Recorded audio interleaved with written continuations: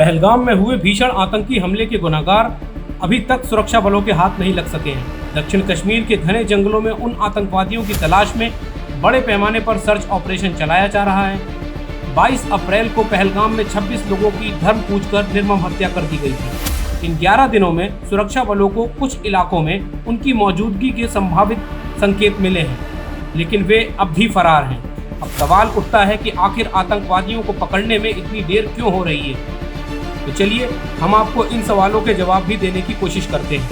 दरअसल दक्षिणी कश्मीर के इस इलाके में घने जंगल और खड़ी पहाड़ियां हैं। इस तरह का इलाका आतंकवादियों के लिए नेचुरल सुरक्षित इलाके की तरह काम करता है। इस कारण से सुरक्षा बलों को उनका पीछा करने में भारी कठिनाई का सामना करना पड़ता है और गहन सर्च ऑपरेशन की जरूरत पड़ती है। जानकारी के मुताबिक पहलगांव के पास सबसे ऊंचा पहाड़ माउंट एवरेस्ट की लगभग आधी ऊंचाई के बराबर है, जो बैसरन घाटी से कुछ ही किलोमीटर की दूरी पर स्थित है।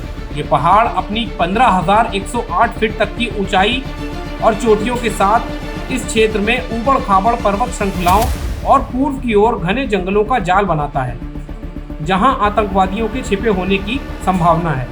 बैसरन घाटी पहलगाम शहर के दक्षिण पूर्व में स्थित है और यहां तक पहुंचने के लिए घुमावदार रास्ते से होकर गुजरना पड़ता है, जो नदियों, घने जंगलों और कीचड़ भरे इलाकों से होकर जाता है।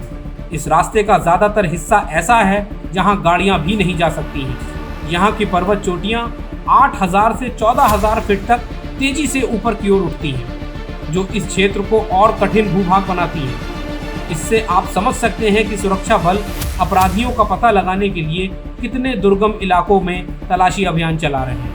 दरअसल भारतीय सुरक्षा अधिकारियों का मानना है कि पहलगाम में नरसंहार करने वाले आतंकवादी ऐसी भौगोलिक परिस्थितियों के लिए ट्रेंड हैं और उन्होंने युद्ध प्रशिक्षण भी प्राप्त किया है। माना जाता है कि आतंकवादियों में से एक हाशिम मूसा लश्कर-ए-तैयबा से जुड़ा हुआ एक पूर्व पाकिस्तानी पैरा कमांडो है।